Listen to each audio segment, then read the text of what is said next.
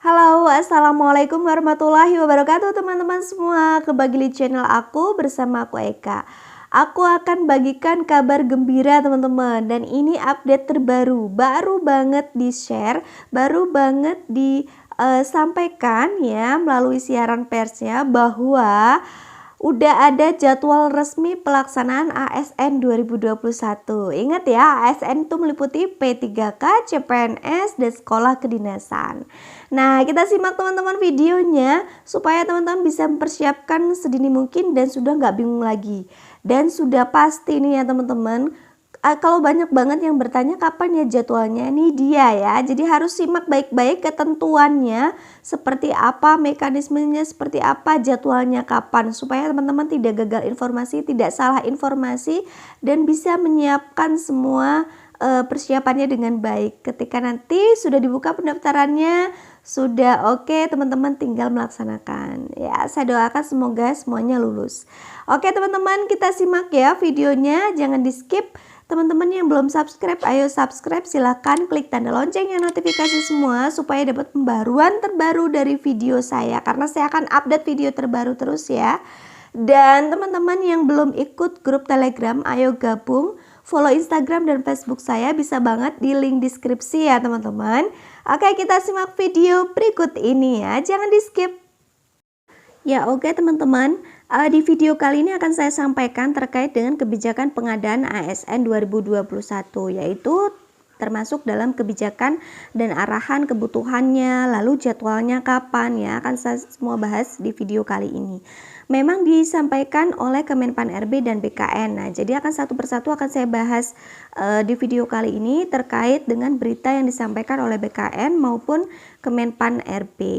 Nah, jadi disimak terus teman-teman videonya, jangan di skip ya. Sekarang kita akan simak dahulu dari berita dari BKN terkait dengan seleksi atau persiapan pengadaan ASN di tahun 2021. Nah, jadi semuanya memang tengah disiapkan teman-teman terkait dengan pengadaan ASN 2021. Oke. BKN siapkan satu portal SSC ASN terintegrasi untuk seleksi ASN 2021.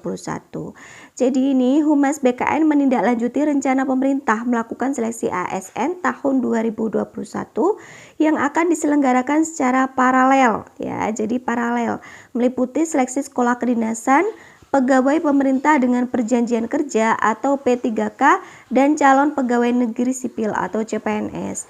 BKN tengah mengembangkan platform pendaftaran terintegrasi melalui portal sistem seleksi calon ASN atau SSC ASN untuk mengakomodir rangkaian pendaftaran seluruh seleksi ASN. Nah, keterangan tersebut disampaikan Kepala BKN Bima Haria Wibisana dalam rapat koordinasi virtual yang digelar Kementerian Pan RB pada Kamis bulan Maret 2021.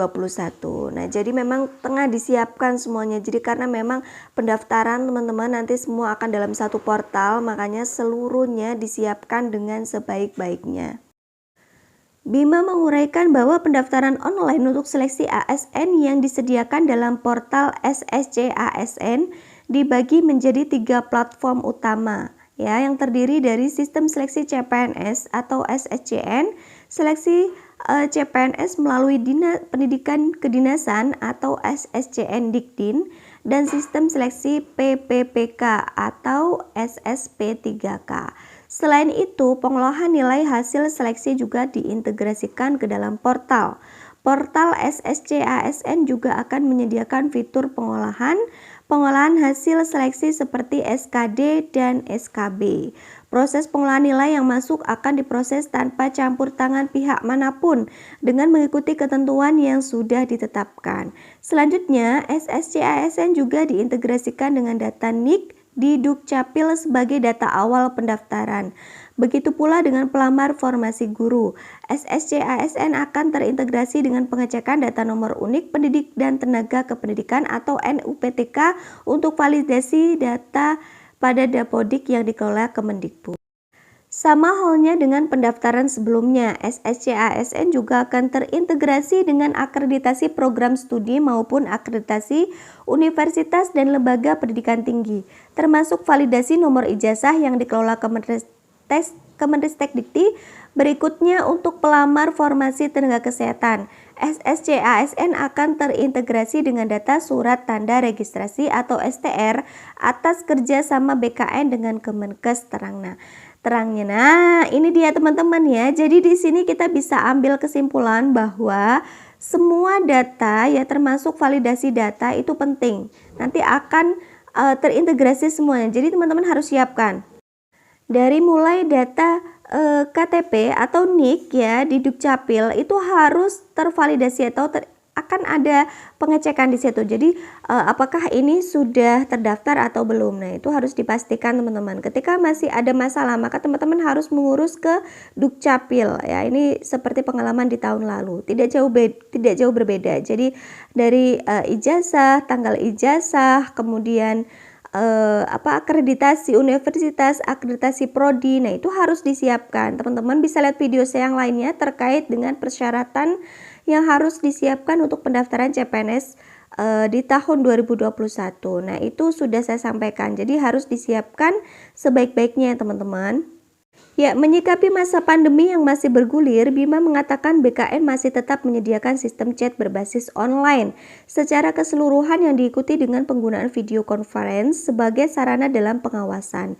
Begitu juga dengan penerapan protokol kesehatan. Bima menyebutkan BKN akan melibatkan sejumlah pihak untuk menghindari adanya kerumunan di lokasi ujian nantinya, termasuk pelaksanaan seleksi di titik lokasi luar negeri. Ia menyampaikan bahwa pada seleksi CPNS formasi tahun 2019, BKN bersinergi dengan Kementerian Luar Negeri dalam melaksanakan ujian di 15 negara. Nah, jadi pengalamannya di teman-teman di CPNS 2019 itu dilakukan secara online ya. Jadi nanti juga akan saya sampaikan tips bagaimana untuk melakukan wawancara ataupun video conference ya dalam masa pandemi yang dilakukan tesnya melalui online ya. Saya punya tips seluruhnya, nantikan video selanjutnya ya. Oke, selanjutnya dari aspek persiapan penyusunan soal ujian, Bima meminta agar penyusunan soal-soal ujian khususnya soal SKB segera dimutakhirkan oleh masing-masing instansi pembina jabatan fungsional sesuai dengan kewenangannya, termasuk soal ujian untuk calon P3K dengan penerapan tingkat kesulitan soal sesuai standar pada level jabatan maupun antar wilayah. Ya, jadi memang untuk soal ini teman-teman di SKB itu sesuai dengan kemampuan bidang. Tapi kalau SKD itu rata-rata soalnya sama ya teman-teman untuk seluruh formasi gitu ya. Ya, selanjutnya sementara untuk penyusunan soal SKD, Bima menyebutkan saat ini sedang difinalisasi oleh konsorsium perguruan tinggi. Adapun untuk pelaksanaan seleksinya, Bima mengatakan sistem chat BKN akan memfasilitasi SKD dan SKB bagi CPNS, sekolah kedinasan, dan P3K non-guru. Sedangkan untuk 1 juta guru, P3K akan difasilitasi dengan UNBK Kemendikbud.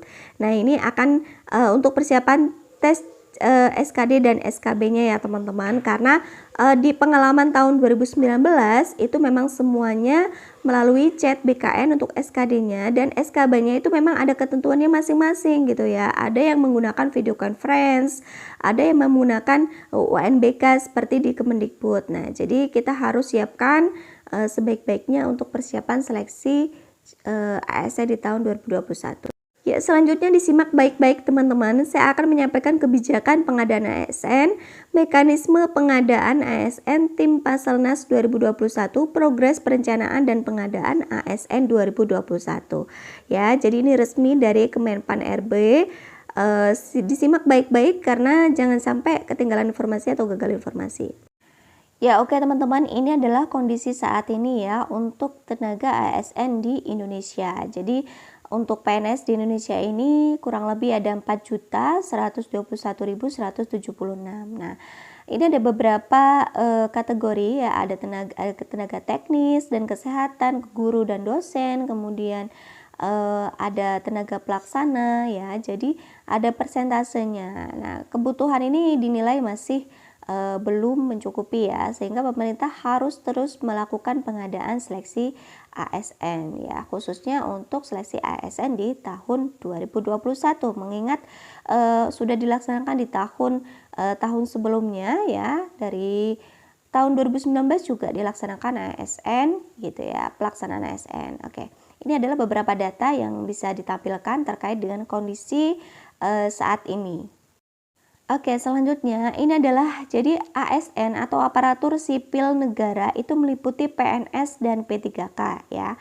Nah, untuk pegawai negeri sipil ya menurut PP 11 tahun 2017 itu memang ada terkait dengan manajemen PNS, begitupun dengan P3K juga memiliki manajemen P3K. Nah, jadi PNS dan P3K ini mengisi jabatan pemerintah dan melaksanakan tugas pemerintah. Jadi porsinya itu sama ya teman-teman, meskipun namanya berbeda tapi porsinya sama, fasilitasnya pun sama gitu ya. Jadi jangan khawatir teman-teman yang mendaftar di P3K ya, semuanya sama-sama berjuang untuk bisa menjadi ASN.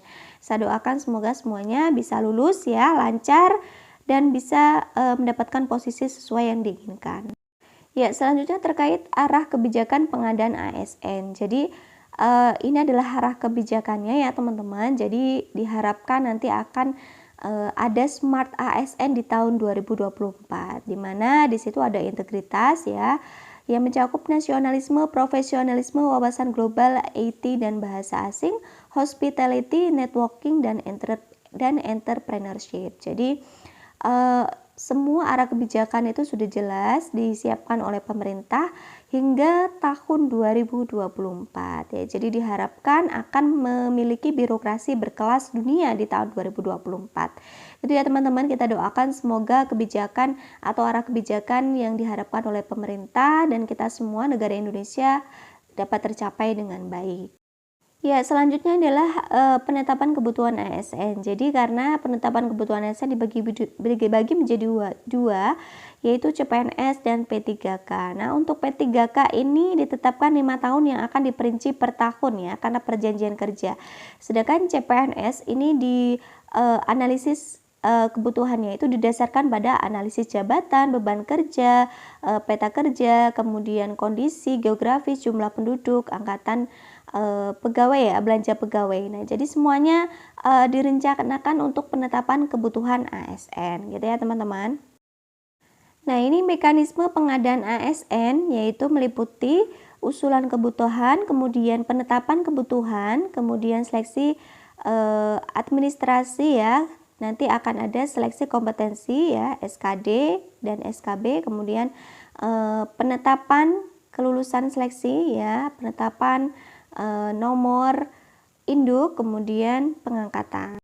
Nah, untuk mekanismenya ini tidak jauh berbeda dengan CPNS tahun sebelumnya ya teman-teman. Jadi semuanya itu dari awal penetapan kebutuhan, pengusulan, kemudian pendaftaran seleksi administrasi ya, tes SKD, SKB, penetapan NIP ya, kemudian pengangkatan. Nah, jadi memang semuanya sama untuk alurnya, tidak jauh berbeda ya.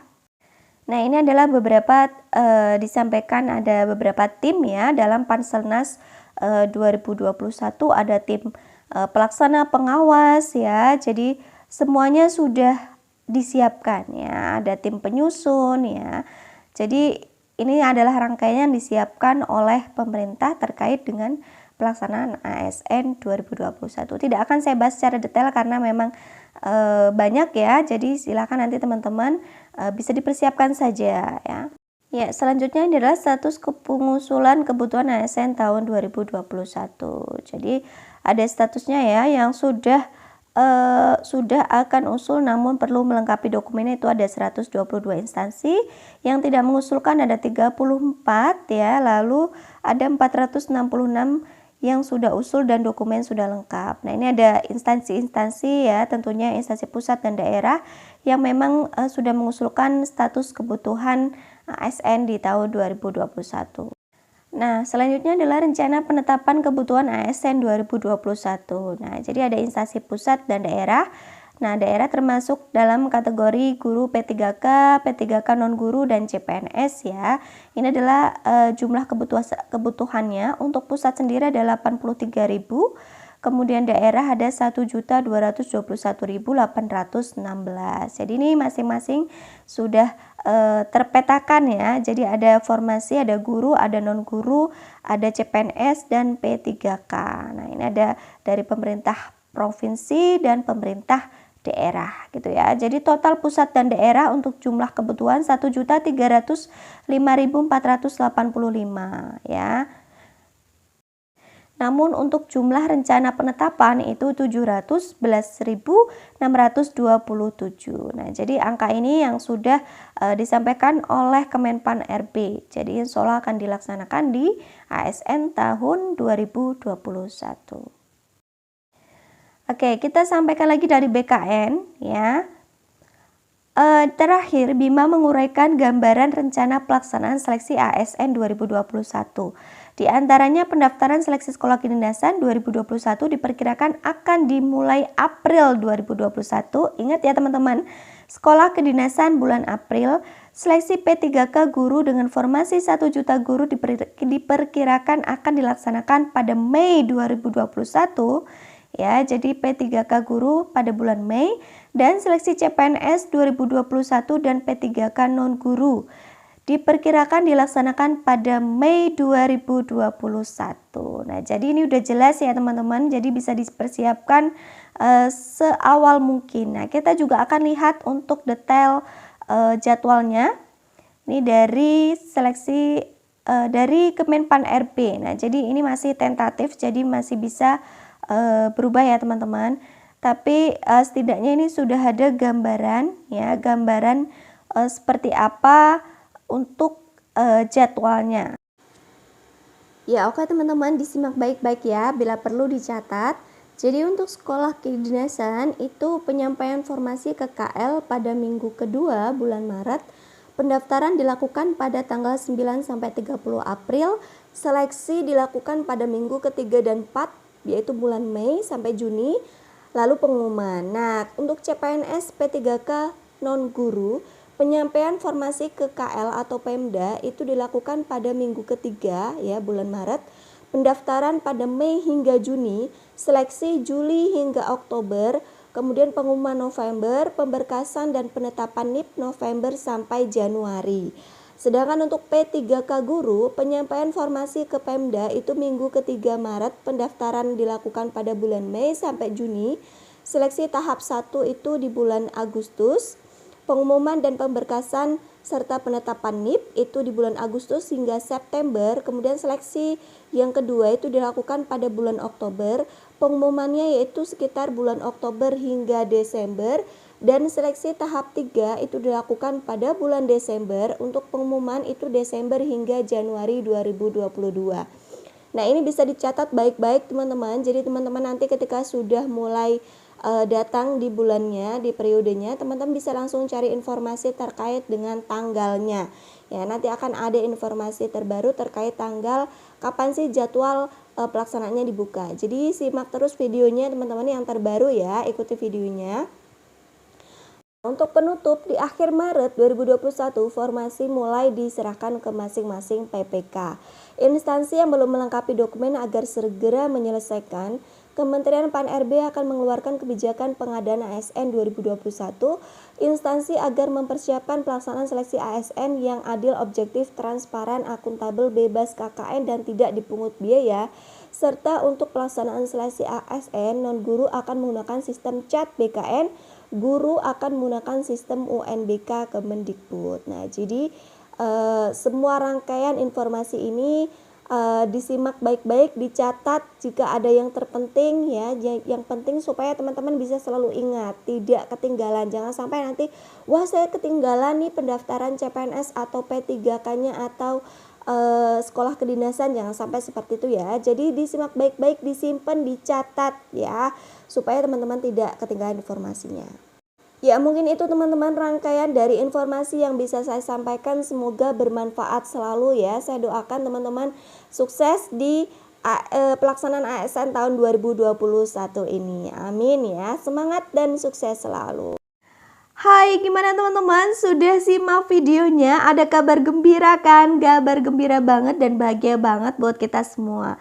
Jadi teman-teman, ayo persiapkan dengan sebaik-baiknya, jangan sampai gagal ya. Semoga semuanya bisa lulus di CPNS, atau yang mau daftar P3K, atau yang mau daftar sekolah kedinasan, bisa lulus ya semuanya. Saya doakan, amin. ya, senantiasa selalu semangat dan berdoa dan terus berusaha belajar, belajar dan belajar. Itu dia ya, belajar, perbanyak latihan soal semuanya. Karena disitulah kuncinya untuk kita bisa mengerjakan soalnya. Di lain itu juga ada, teman-teman bisa lihat video saya yang lain tentang tips ya lolos CPNS. Di situ udah saya sampaikan semua bahwa banyak sekali tips-tipsnya, tidak hanya belajar tapi ada juga yang harus kita lakukan di samping itu. Oke teman-teman, semoga bermanfaat di video kali ini dan persiapkan sebaik mungkin supaya teman-teman bisa lulus ASN di tahun 2021. Semangat dan sukses selalu. Yang belum subscribe, ayo subscribe. Klik tanda loncengnya, notifikasi semua supaya tidak ketinggalan berita. Saya akan update video terbaru terus ya. Dan teman-teman yang belum ikuti grup Telegram atau follow Instagram dan Facebook saya, bisa lengkapnya di link deskripsi atau ada kolom pertanyaan atau komentar ya, silahkan di kolom komentar, insya Allah saya akan jawab. Oke begitu teman-teman, semoga bermanfaat. Wassalamualaikum warahmatullahi wabarakatuh.